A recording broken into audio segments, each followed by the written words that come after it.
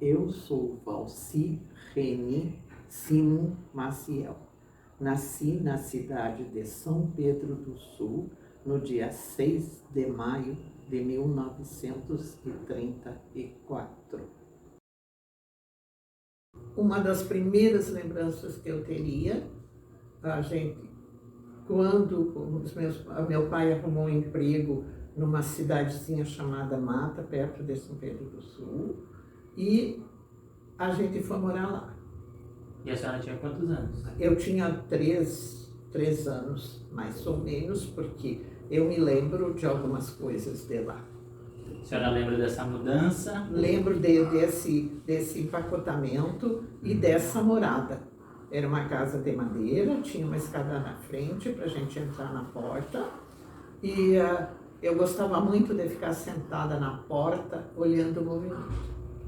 Foi ali que eu comecei a aprender, a ver as coisas. E eu tinha um casal de alemães que ficaram amigos dos meus pais. E eles não tinham filhos, e eles vinham me buscar. E eu aprendi, assim, a comer direitinho lá, uma série de coisas eu aprendi com eles. Eles falavam português já, e então essa é uma primeiríssima lembrança. A família do meu pai fechou a empresa, e o meu pai, a primeira profissão dele era... eles faziam móveis. Sim. Então essa foi a primeira... Marceneiro? Ou... marceneiro. Sim. Eles tinham uma marcenaria. Uma marcenaria. Uma marcenaria.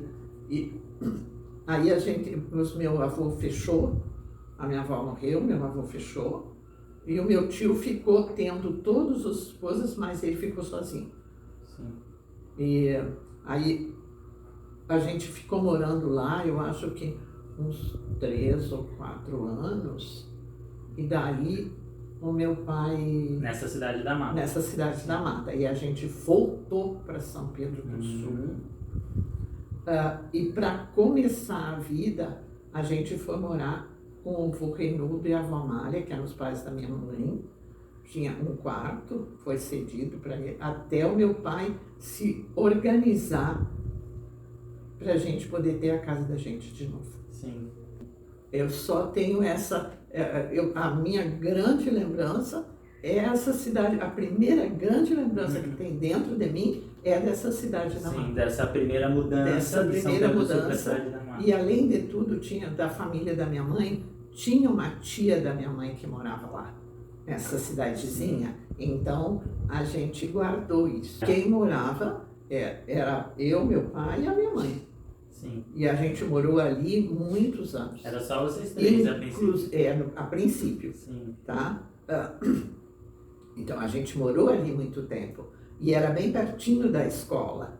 Então, eu já fui matriculada na escola. Sim. Quando eu tinha 7 anos, eu tive muita dificuldade no começo.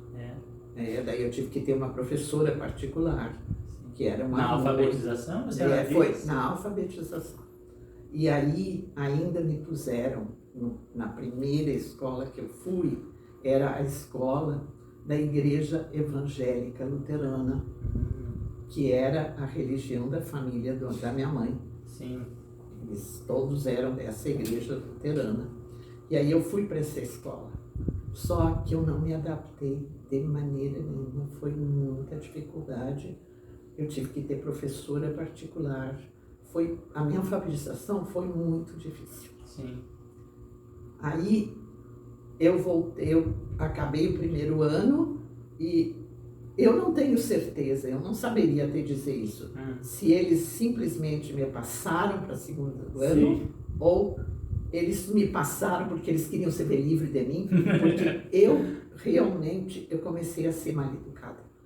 Eu comecei a ser, eu fui mal educada com a professora, eu fui mal educada com o pastor que vinha lá, que até chamaram meu pai. E porque a senhora não queria, não gostava? Porque eu não me adaptei naquela escola. Claro. Mas a senhora teve acesso à escolaridade desde o início, né? Desde o início, desde os 7 anos. Sim. Desde os 7. Sim. Aí eu fui para o grupo escolar que era do lado da minha casa. E daí eu me acertei muito bem. Eu tive uma professora particular que se chamava Dona Elizabeth. Dona Elizabeth. E eu nunca esqueci. Sim. E aí eu fui para esta outra escola, que era o Grupo Escolar 29 de Junho, de São Pedro do Sul, e que a minha primeira professora lá foi a Dona Branca, que era uma pessoa encantadora, que foi quem conseguiu me alfabetizar, que daí o meu pai foi conversar com ela, e eu fiquei inclusive aluna particular dela. Eu ia na aula de manhã com ela, e de tarde, 3 vezes na semana, eu ia na casa dela para ela me ajudar a me alfabetizar. Fazia um reforço. Fazer um reforço para eu conseguir engrenar. Essa Dona Branca, que era da família, uma família tradicional, era de uma família tradicional e casada com a grande família tradicional dos Deller, de São Pedro do Sul, que era um povo que era... Ó, sim. É. E era uma religião predominantemente alemã. Exatamente, era um povo predominantemente alemão. Sim. Que inclusive a família do meu avô materno era von Millen. Von Millen, aquele V-O-N, Millen, com U tremado e 2 L's. Os meus avós maternos, que eram o vô Reinoldo e a avó Amália. A senhora conviveu mais com que esses eu convivi. E com o meu avô, que era o pai do meu pai, querido que ele era um vovô germano. Vovô germano. É, o vovô germano. E ele era uma querideza. E ele gostava de um trago. Sim, Gostava de um trago. E eu aprendi a conhecer quando ele estava bem tragueadinho e quando ele estava são. Sim.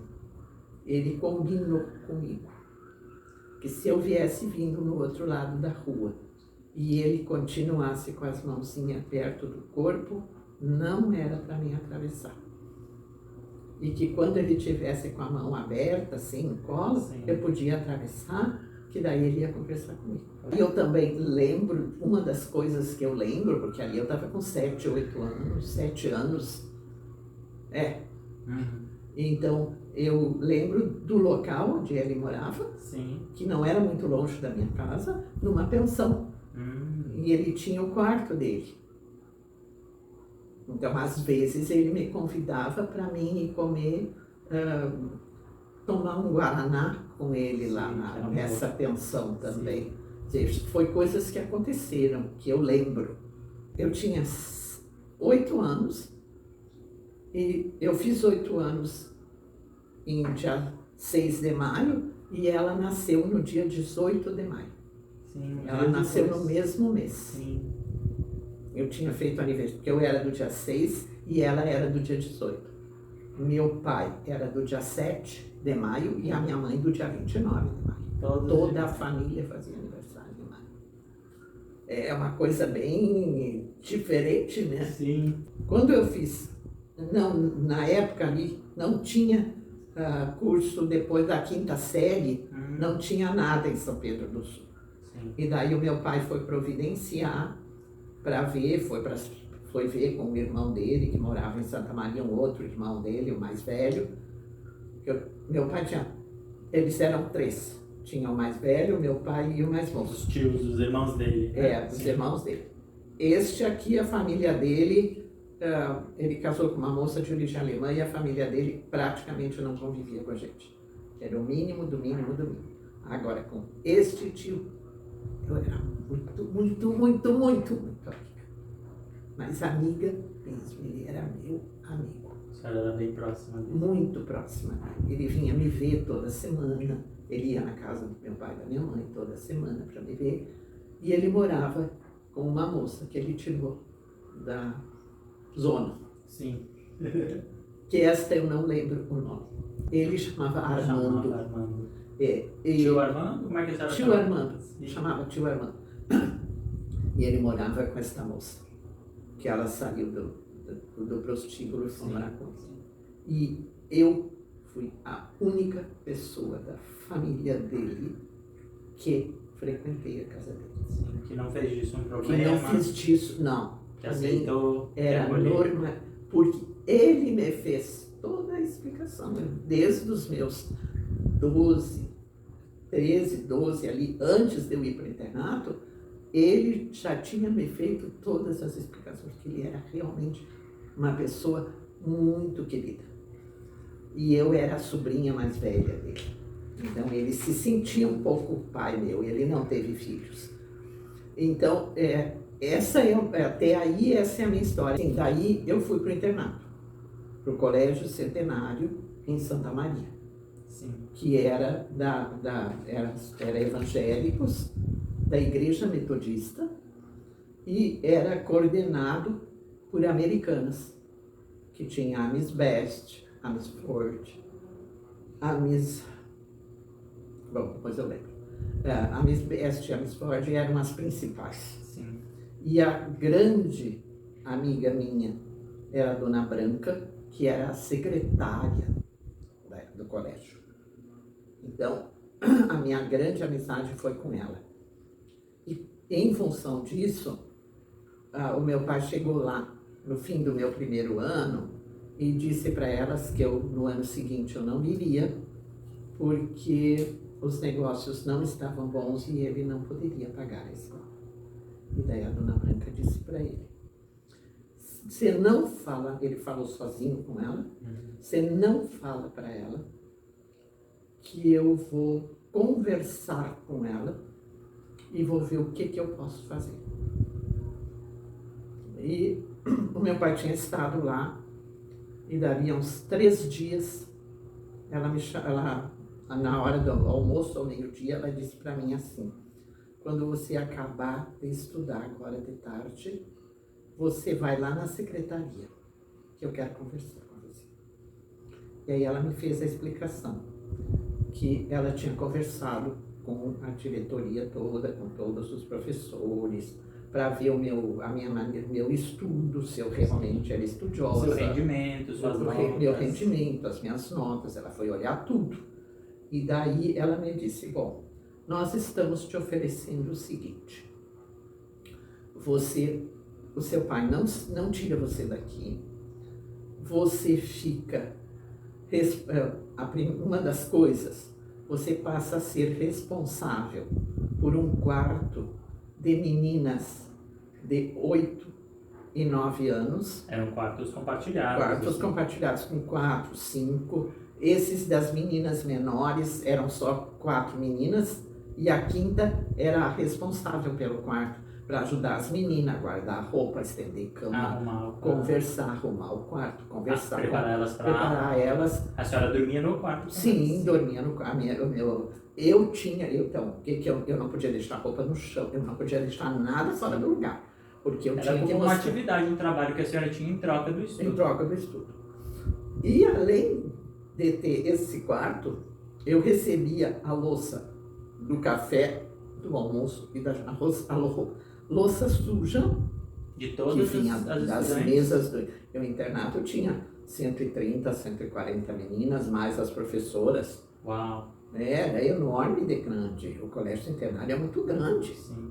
E a senhora ficava para lavar a louça após as Não lavar a louça, receber. Tinha uma porta e eu recebia as bandejas. Entendi, para organizar para elas serem lavadas. Para os outros lavarem. Entendi. Eu fazia essa organização. Então, para eu poder estudar. Claro. Além disso, eu tinha que cuidar. Eu tinha esse quarto com as meninas, eu recebia essa louça. Eu recebia roupa suja, porque tinham as lavadeiras, e eu recebia de 3 a lavadeira, as meninas ficavam tirando a roupa do saco, e eu ficava vendo se elas tinham feito certa a lista, para depois, na hora da entrega. Conferindo. E eu também entregava para elas, nos domingos de manhã, a roupa limpa. Vinha tudo ensacadinho direito, era bem organizado. Eu cuidava do estudo das menores também, de noite, que a gente estudava até dava um apoio 8h30, 9 horas. E eu estudava ali também, atendia as meninas, se elas vinham me perguntar, e para que todo mundo ficasse quietinho estudando, né? Senão, sabe como é quando tem um monte de gente junto. E isso foi uma das coisas que eu fiz lá. Aí eu fiquei lá, daí depois eu fiquei trabalhando, trabalhei 2 anos. No internato? Fiquei Uma parte lecionando administrativa, matemática. a senhora já Eu começou a fiz, dar aula? sim, aí eu fiz o curso de verão e tirei o meu... Uma autorização, uma licença? Não é um número Uhum. para tu ser inscrita Uma licença? é um tipo de uma licença para tu poder lecionar. Lecionar, sim. Bom, foi aí que a senhora... Eu fiz dois verões, eu fiz cursos e durante 2 verões e 2 meses de julho, que a gente tinha 30 dias lá e 3 aqui. Então, eu fiz esses cursos e tirei o meu... esse número, esse registro, esse registro que me autorizava a trabalhar. E foi aí que a senhora iniciou a sua carreira profissional. A minha carreira profissional, assim, exatamente. Como professora foi aí, de matemática. como professora de matemática. Sim. E como foi essa experiência, assim, do modo geral? Olha, Quantos anos a senhora lecionou? Olha, meu filho, a avó lecionou 2 ali e depois mais 35 no estado. Uau! Porque quando eu fui para São Pedro do Sul, aí que eu já estava com 20 e poucos anos, abriu o ginásio em São Pedro do Sul. A escola chamava Tito Ferrari, que era um grande personagem lá de São Pedro do Sul. E aí eu consegui lecionar matemática na 1ª série.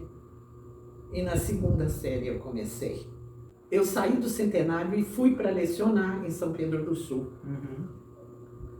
E daí no mês de julho, que tinham as festas de julho, eu conheci o teu avô no baile. Como era o baile? Eram 3 dias de baile. 3 dias de baile? Era 28... Mas só à noite ou o dia inteiro? 27, não, só à noite, 27, 28, que era o dia de São Pedro, e que São Pedro do Sul tinha um feriadão enorme. Claro, por ser a cidade com o nome do santo, né? É o nome do santo. Então ali era um festão da Igreja Católica, a própria Igreja Evangélica fazia. Então tinha toda uma história. Foi lá que a senhora conheceu o vô? Eu conheci no baile, daí ele veio para a 2ª noite, no sábado, era um fim de semana, e daí ele foi. E naquela época a gente não tinha telefone, não tinha nada dessas coisas. Sim. E daí no fim de semana seguinte ele veio. Ele não morava lá? Não, ele morava em Tilermando de Achiari, onde ele tinha o primeiro cartório dele. Sim. Que era o cartório, era um tabelionato com registro civil junto. Esse foi o primeiro cartório dele, de Tilermando de Achiari. Aí ele veio naquele fim de semana, e daí o meu pai e a minha mãe já vieram conversar. A minha mãe não, o meu pai, que era uma pessoa assim muito querida, muito, muito. Tinha toda uma formalidade, né? E tinha toda uma conversa. E teve outra coisa, meu pai tinha um respeito pela gente incrível. Ele não foi conversar com ele sozinho. A gente estava sentado na sala e ele tinha me avisado. Ele disse, eu agora de tarde eu vou dormir a minha cestinha, vou tomar meu banho, vou me ajeitar.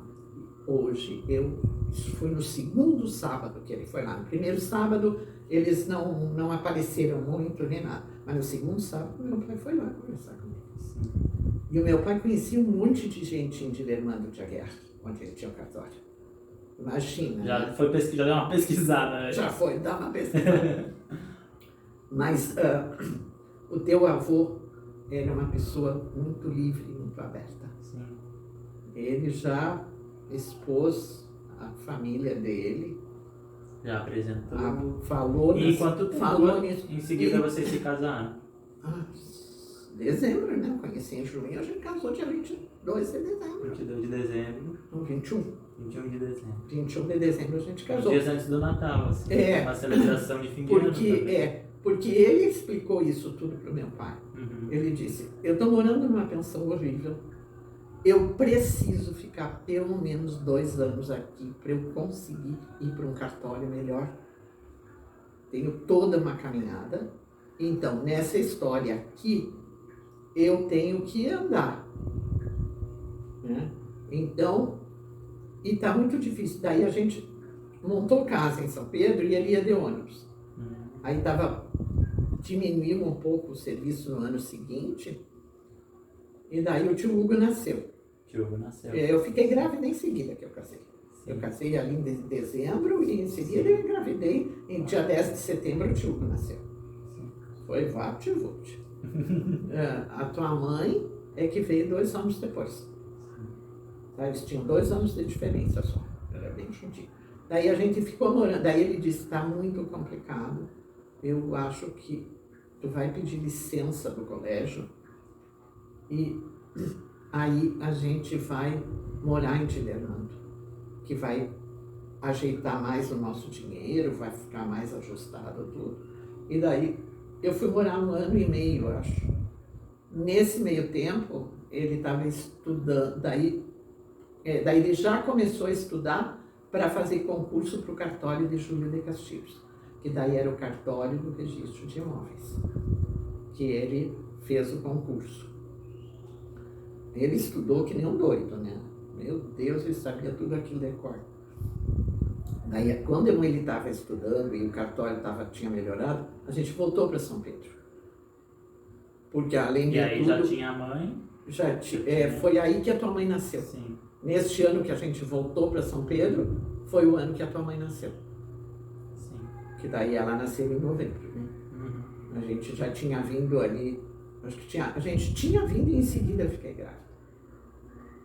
Aí a tua mãe nasceu em novembro e ele já estava fazendo o concurso para a gente ir para Júlio de Castilhos. E aí a tua mãe também foi bem pequena para lá e tudo, daí a gente ficou lá. Aí a gente teve toda uma vida ali, né? Eles foram para o colégio. E a família do teu avô, que tu conhece as tias, né? Que conheceu a tia Maristé, a tia Maria Elza, a tia Maria Helena e a tia Bebete, as 4, ele era filho único com 4 irmãs, né? E o avô Peixoto, que era o pai dele, ficava muito no Rio Grande do Sul e a avó Camila morava lá no Paraná, em Curitiba. Quem era mesmo bem próximo era o avô Reinaldo e a avó Emília. Esses foram bem próximos. E moravam na mesma cidade? Não, eles ficaram morando em São Pedro do Sul e a gente... Isso você já nós já tínhamos ido para Júlio de Castilhos.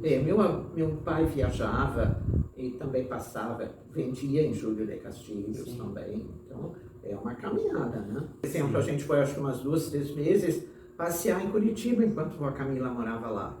Daí a gente morou em Júlio de Castilhos até o teu avô morrer. Que ele morreu de repente. E como foi para a senhora, assim, se a senhora pudesse compartilhar um pouquinho da sua visão sobre essas mortes, esses desencarnes, que aprendizados ficaram, como a senhora amadureceu e compreendeu sobre aqueles que partiram? Assim, a tua avó sempre foi muito de rezar. Sempre. Eu sempre aproveitei muito, eu sempre fazia as minhas orações. E eu sempre entreguei tudo na mão de Deus. Eu tinha muito essa coisa. Se eu ajusto aqui, ele também me ajusta aqui. Era essa a minha sensação sempre. E daí, à medida, a pessoa que eu mais sofri quando foi embora foi meu pai. Eu judiei do meu marido. Até o dia dele dizer assim, chegou, deu pra ti. O que tu tá fazendo? Tu tá deixando ele mal onde ele estiver. Chega. Tu fez tudo o que tu podia. E a partir de hoje, daí me fez tirar o luto, porque eu me vesti de preto, da ponta do pé até o fio do cabelo. Sim. Então foi toda uma... Mas ele me tirou isso. E a partir disso, eu passei a olhar para a morte de uma outra forma. Cada um que eu fui perdendo, eu faço oração. Quando eu vou na igreja, para aqueles que são os meus mais chegados, que já partiram, que eu não sei onde é que eles estão, eu não sei nada deles, porque a gente não sabe, né? A gente sabe que partiu. por aí. Então, cada vez que eu vou na missa, e como a dona tem me levado cedinho, eu aproveito bem e rezo para todo mundo. Sim. Coloco na mão de Deus, desejando que cada um esteja no seu melhor lugar. Então, eu consegui, hoje em dia, te dizer sinceramente, até agora, eu levei 2 meses complicadinhos comigo mesma, com a perda do meu rico filho, né? Que já foi embora. Por que ele foi embora? Não sei. Deus é que sabe por que ele tinha que ir.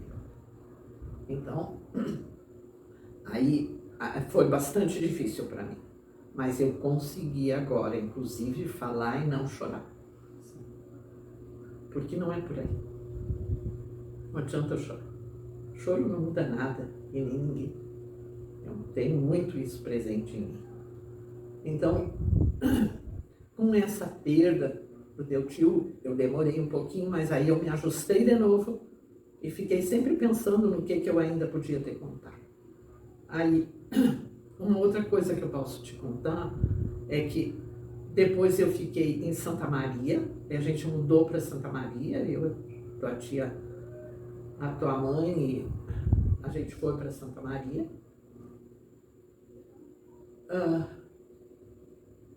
Já tinha o Jean, quando a gente foi, você que veio depois.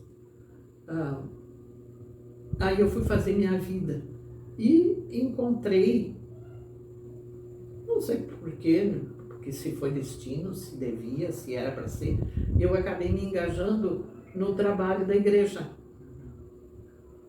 E eu conheci uma irmã, que chamava Maristela, que outro dia alguém comentou que acha que ela já partiu. Ela era mais moça do que eu. Mas eu, a partir dessa irmãzinha aí, eu me engajei no trabalho da Igreja Católica. Daí, então, a tua avó fez muitas coisas. Fiz muitos cursos, fiz passeios, fui muito responsável pelo pessoal que ensinava catequese. Cada vez que tinha curso, eu tinha que ir conversar com todo mundo. Fiquei muito amiga do bispo. Quando não tinha ninguém para ir com o bispo pertinho, assim, que era um dia, né? Ia o motorista, o bispo, e sempre tinha que ir uma outra pessoa, porque ele tinha que cuidar da alimentação dele. Tinha que cuidar da alimentação e tinha que saber o que ele podia e o que ele não podia comer.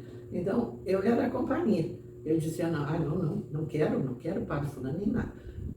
Veja se a dona Valci pode ir comigo. Porque ela chega lá, ela fala minha comida, todo mundo faz a minha comidinha. Então, foi uma época que eu vivi ali.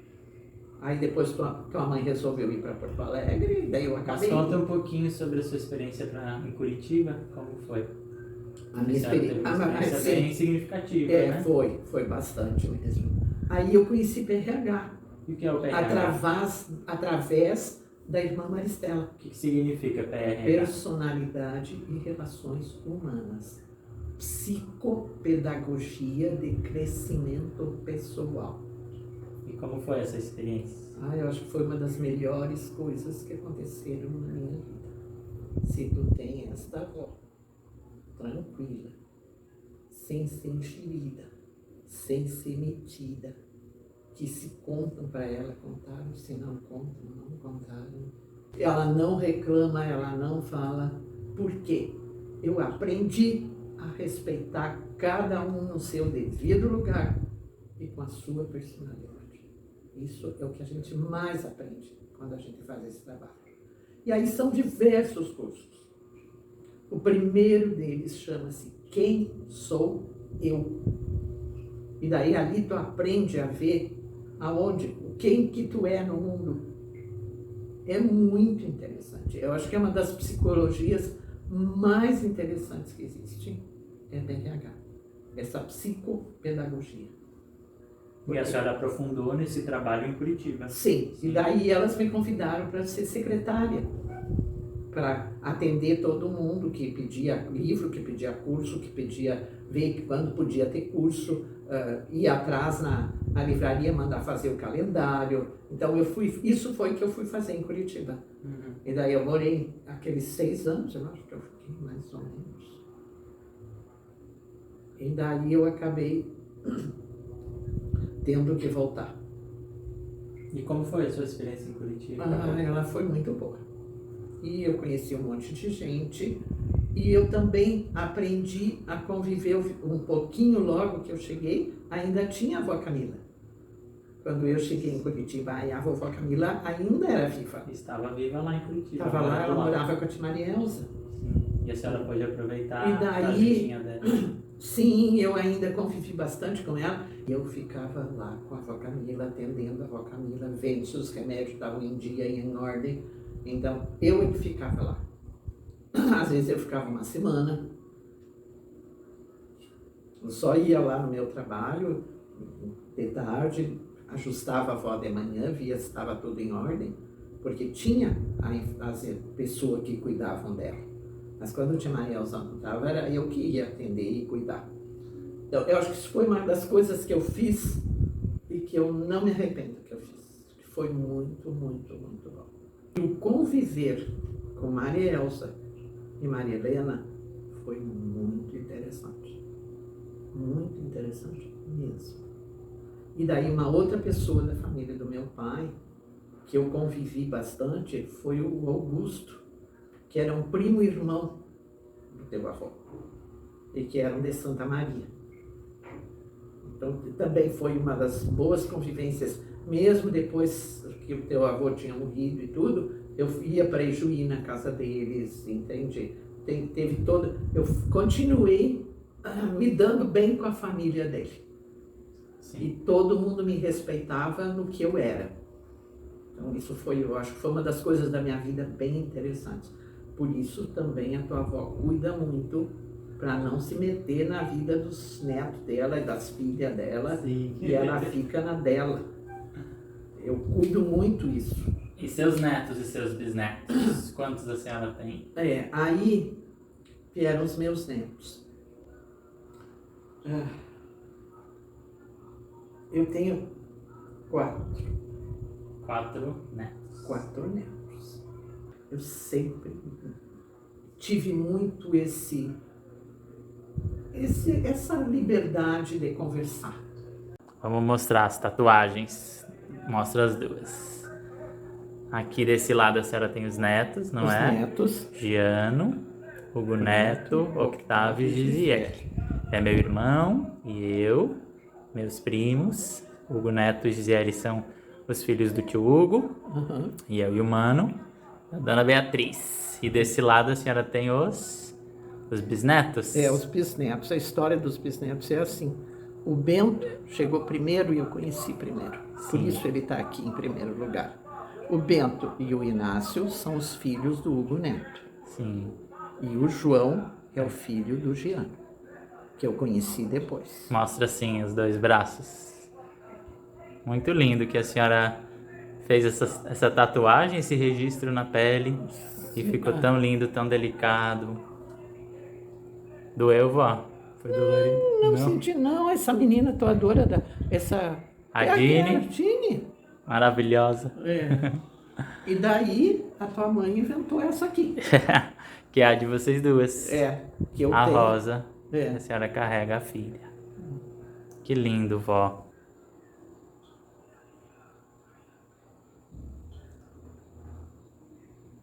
Eu sinto dentro de mim que eu sou uma pessoa que Deus abençoou muitíssimo. Me abençoou com filhos, me abençoou com meu casamento. Eu tive bênçãos com os meus netos. Todos estudam, todos estão acomodados, cada um vive a sua vida. Então isso, para mim, me deixa muito bem. Eu sinto assim, que a hora que eu tiver, que for o momento de eu ir embora, eu vou embora tranquila, porque cada um já achou o seu lugar, a sua maneira de viver, o seu jeito de viver. E esses netos e bisnetos que vêm vindo, esses bisnetos que vêm vindo aí, vão seguir o mesmo caminho, porque vão continuar nessa caminhada de cada um de vocês. Que lindo. Vivendo a nossa jornada, né, vó? Eu sinto que Exato. Energeticamente a gente sempre leva o apoio dos nossos ancestrais, assim como a Sim. senhora citou tanta gente especial que marcou a sua história, que estão aí lhe apoiando, lhe sustentando, mesmo depois de partir. Sim. E com nós não é diferente.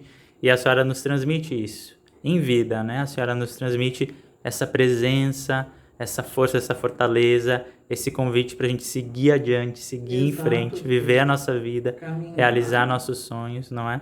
Sim, e cada um que vem e me conta que conseguiu fazer o que queria, me deixa muito melhor.